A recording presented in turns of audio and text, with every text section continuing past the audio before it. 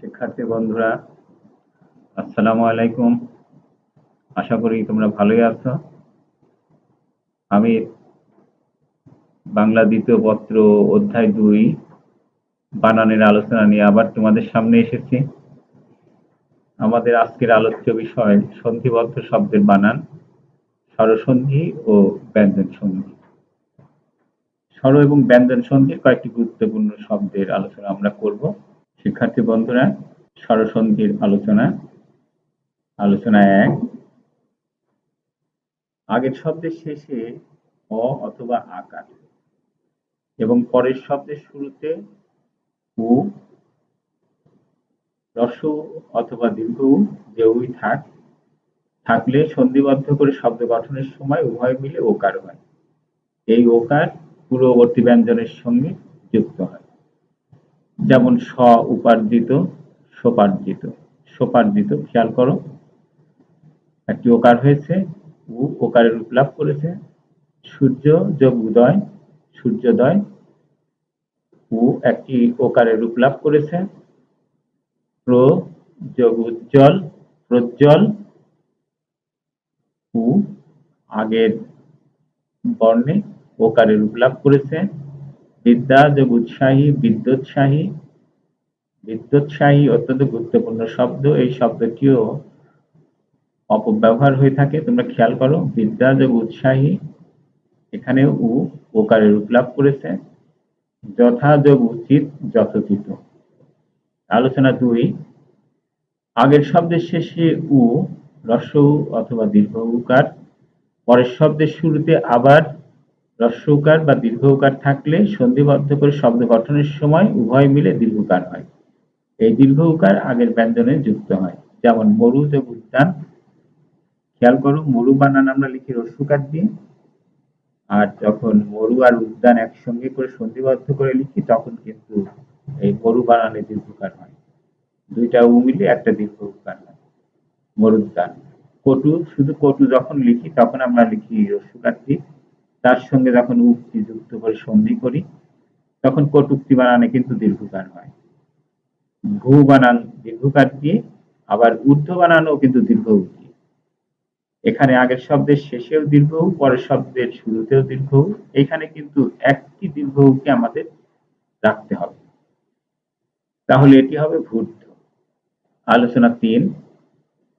আগের শব্দের শেষে হ্রস্ব ই এবং দীর্ঘ ইকার, পরের শব্দের শুরুতে অন্য স্বর থাকলে, মানে অন্য স্বরধ্বনি থাকলে সন্ধিবদ্ধ করে শব্দ গঠনের সময় এই হ্রস্ব ই বা দীর্ঘ ইকার জ ফলায় রূপ লাভ করে এবং পূর্ববর্তী ব্যঞ্জনের সঙ্গে যুক্ত হয়। শিক্ষার্থী বন্ধুরা, এই গুচ্ছের একটি শব্দ পরীক্ষায় এসে থাকে, প্রতি বছরই এসে থাকে এবং আমাদের বিভিন্ন পরীক্ষায়, সাধারণ জ্ঞানের প্রতিযোগিতায়, চাকরি বাকরির পরীক্ষায় এই জাতীয় শব্দের মোকাবেলা করতে হয়। তাহলে সূত্র হলো যে আগের শব্দের শেষে হ্রস্ব ই অথবা দীর্ঘ ইকার, পরের শব্দের শুরুতে অন্য স্বরধ্বনি থাকলে সন্ধিবদ্ধ করে শব্দ গঠনের সময় এই হ্রস্ব ই বা দীর্ঘ ইকার জ ফলা হয়। এখন আমরা এক্সাম্পল দেখি। অতি যোগ অন্ত, অত্যন্ত। এটা কিন্তু পরীক্ষার প্রশ্নে অত্যন্ত এভাবে দেয়া থাকে, তোমাকে লিখতে হবে অত্যন্ত। এখানকার ই জ ফলায় পরিণত হবে। অতি, অধিক, অত্যধিক। এটাও কিন্তু অত্যাধিক লিখে থাকে সবাই, কিন্তু শুদ্ধ রূপ হচ্ছে অত্যধিক। এরকম শব্দ গতি যোগ অন্তর, গত্যন্তর। পরি অন্ত, পর্যন্ত। প্রতি অন্ত, প্রত্যন্ত। প্রতি উৎপন্ন, প্রত্যুৎপন্ন। বি যোগ উহ, উহ। নি যোগ উনো, নুনো। বুহ এবং নুনো এই শব্দ দুটি খুব গুরুত্বপূর্ণ এবং সারা জীবনের জাতীয় শব্দের মোকাবেলা করতে হয়, বিশেষ করে নুনো। সেই ক্ষেত্রে এই জ ফলা কোথায় বসবে এটা আমাদেরকে খুব কিন্তু একটি সমস্যায় ফেলে। আমরা যদি এই সূত্র মনে রাখি তাহলে কিন্তু আমাদের ওই সমস্যার আর সৃষ্টি হবে না। শব্দটি হচ্ছে তাহলে নি যোগ উনো সমান সমান নুনো। তাহলে এখানে নির রস্বইটা হয়েছে জফলা এবং পরের শব্দের শুরুতে যে দীর্ঘ উ আছে সেটি দীর্ঘকার হয়ে বসেছে। তাহলে গুহ এবং নুনো একই গুচ্ছের বানান, একই, এবং এটা মনে রাখলে বানান ঘটিত বিপর্যয়ের হাত থেকে বাঁচা যাবে। এবার আমরা ব্যঞ্জন ধ্বনির কয়েকটি গুরুত্বপূর্ণ আলোচনায় আসি, যেগুলো আমাদের পরীক্ষায় এসে থাকে এবং প্রতিনিয়ত আমাদেরকে মোকাবেলা করতে হয় এমন কয়েকটি নিয়ম। শিক্ষার্থী বন্ধুরা, তোমাদের নিশ্চয়ই মনে আছে সন্ধি কিন্তু আগের শব্দের শেষ ধ্বনি এবং পরের শব্দের শুরুর ধ্বনি রয়েছে। আর এ জাতীয় ধ্বনি সাম্যের ফলে দুটি শব্দ এক শব্দে পরিণত হয়। এক্ষেত্রে আগের শব্দের শেষ ধ্বনি পরের শব্দের শুরুর ধ্বনিকে প্রভাবিত করতে পারে, পরের শব্দের শুরুর ধ্বনি আগের শব্দের শেষ ধ্বনিকে প্রভাবিত করতে পারে, আবার দুটো মিলে একটা অন্য কিছু হতে পারে। সেইভাবেই আমাদের এই শব্দগুলো তৈরি। আমরা এখন ব্যঞ্জন সন্ধির কয়েকটি গুরুত্বপূর্ণ আলোচনায় যাই। আলোচনা 1, আগের শব্দের শেষে দ অথবা ধ, পরের শব্দের শুরুতে ক, প, দন্ত স। খেয়াল করো, আগের শব্দের শেষে দ অথবা ধ, পরের শব্দের শুরুতে ক, প, দন্ত স, এর যে কোনো একটি থাকলে সন্ধিবদ্ধ করে শব্দ গঠনের সময় ওই দ ধ স্থলে খণ্ডত্ব হয়। যেমন আপদ যোগ কাল, আপদকাল। তোমরা খবরের কাগজ পড়ার সময় দেখবে এ জাতীয় শব্দ খুব লেখা হবে এবং তোমাকে কিছুটা বিভ্রান্তির মধ্যে ফেলবে যে বানান ভুল করেছে। আসলে বানান ভুল হয়নি, এটাই শুদ্ধ রূপ। আগের শব্দের শেষে দ, পরের শব্দের শুরুতে ক, সুতরাং ওই দ খণ্ডত্বয় রূপ নিবে আপদকাল। হৃদ যোগ পিণ্ড, হৃদ যোগ পিণ্ড সমান সমান হৃৎপিণ্ড, খণ্ডত্ব। বিপদ যোগ সীমা সমান সমান বিপদ সীমা।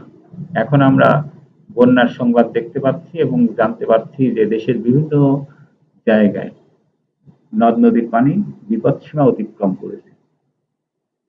তাহলে দ অথবা ধ এর পর প, প, দন্ত স থাকলে দ ধ হবে খণ্ডত্ব। তাহলে বিপদ সীমা, এখানে দ হসন্তযুক্ত দ, এটা হবে খণ্ডত্ব। খুদ পিপাসা এ জাতীয় শব্দ তোমাদের পরীক্ষার প্রশ্নে এইখানে দ অথবা ধ দেয়া থাকবে, তোমাকে কিন্তু এটা ঠিক করে লিখতে হবে। তুমি ইচ্ছা করলে খুদ পিপাসার সন্ধি বিচ্ছেদ করতে পারো, তাহলে তোমার সামনে এই নিয়মটা স্বচ্ছ হয়ে যেতে পারে।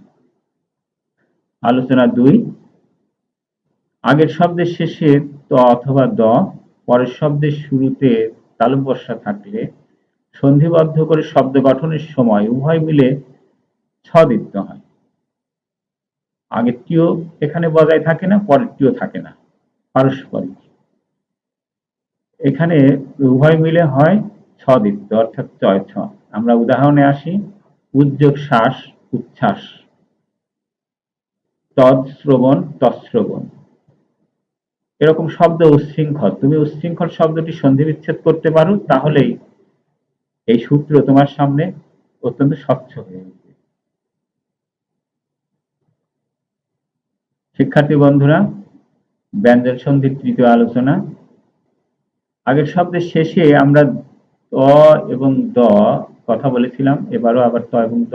আগের শব্দের শেষে ত এবং দ, পরের শব্দের শুরুতে চ বর্গীয় ধ্বনি, চ বর্গীয় ধ্বনি অর্থাৎ চ, ছ, জ, ঝ।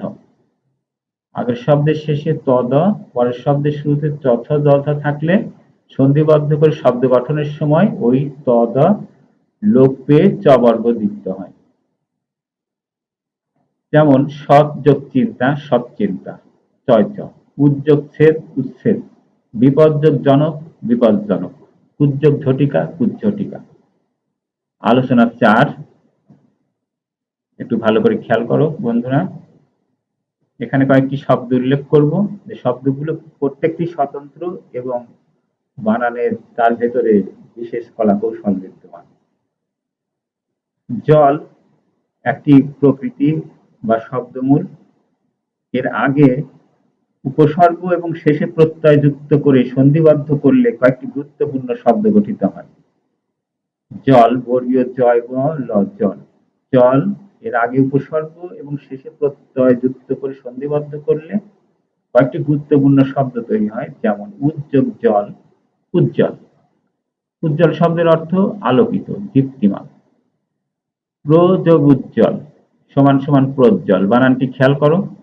এখন কিন্তু আমরা এরকম নিয়ম আগেই পড়ে এসেছি। এখানে উ পরের শব্দের উ ওকার হয়ে আগের ধ্বনির সঙ্গে যুক্ত হয়েছে। প্রজ্জ্বল। প্রজ্জ্বল একটি আলাদা শব্দ এবং এর অর্থ হলো বিশেষ রূপে উজ্জ্বল। প্র যোগ উজ্জ্বল, পয়রফলা ওকার, জয় জয় বল, প্রজ্জ্বল অর্থ বিশেষ রূপে উজ্জ্বল। এবার আসো প্র উপসর্গ প্র যোগ জল যোগ প্রত্যয় অন, প্রজল অন সমান সমান প্রজ্বলন। এখানে কিন্তু কোনো ওকার নেই। উপসর্গ এখানে আলাদা হলেও একসঙ্গে এসে বসেছে, উপসর্গের মতো উপসর্গ বসেছে, শব্দমূলের মতো শব্দমূল বসেছে এবং প্রত্যয়ের মতো প্রত্যয়ও এর সঙ্গে যুক্ত হয়েছে। প্রজল অন, প্রজ্বলন অর্থ অত্যন্ত জ্বলন, অত্যন্ত উজ্জ্বল। এই প্রজ্বলন শব্দটি পরীক্ষায় খুব আসে। এটি নানা রকম ভাবে লেখা থাকে। এখানে কোনো আকার, একার, ওকার কিছু নেই। প্রজ্বলন। তাহলে একটি শব্দ দেখলাম উজ্জ্বল, আরেকটি দেখলাম প্রজ্জ্বল, প্রজ্জ্বলে ওকার আছে, আরেকটি দেখলাম প্রজ্বলন। প্রজ্বলন শব্দের অর্থ অত্যন্ত উজ্জ্বল বা দীপ্ত। এবার খেয়াল করো বন্ধুরা, আরেকটি প্রকৃতি জাল। এর আগে উপসর্গ এবং শেষে প্রত্যয় যুক্ত করে সন্ধি করলে স্বতন্ত্র শব্দ তৈরি হয়। যেমন প্র জাল যোগন, প্রজ্বালন অর্থ আগুন জ্বালানো। প্রজ্বালন মানে ক্ষুদ্র করে আগুন জ্বালানো। প্রজ্বালন বানানেও কিন্তু জয়ের দ্বিত্ব নাই, কোথাও ওকারও নাই। তাহলে উজ্জ্বল শব্দ সঙ্গে আমরা খুব পরিচিত। আমাদেরকে মনে রাখতে হবে প্রজ্জ্বল শব্দটি এবং এর অর্থ, এর বানান। মনে রাখতে হবে প্রজ্বলন শব্দটি, এর অর্থ এবং এর বানান। আবার মনে রাখতে হবে প্রজ্বালন শব্দটিকে, এর অর্থ এবং বানান। প্রজ্বলন এবং প্রজ্বালন এই দুটি শব্দে জয়ের দ্বিত্ব নাই। উজ্জ্বল এবং প্রজ্জ্বল শব্দে বর্গীয় জয়ের দ্বিত্ব আছে, সেই সঙ্গে প্রজ্জ্বলে একটি ওকারও আছে। শিক্ষার্থী বন্ধুরা, এবার ব্যঞ্জন সন্ধির আরেকটি গুরুত্বপূর্ণ আলোচনা 5।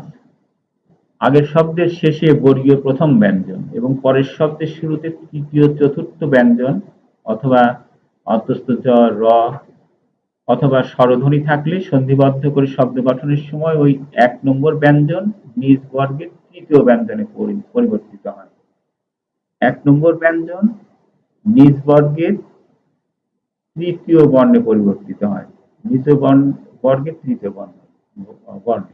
যেমন বাঘ যোগ দত্তা, ক প্রথম ব্যঞ্জন, পরের শব্দের শুরুতে তৃতীয় ব্যঞ্জন। একসঙ্গে করে লিখলে এই ক নিজ বর্গের তৃতীয় ব্যঞ্জন হবে, অর্থাৎ গ হবে, বাগদত্তা।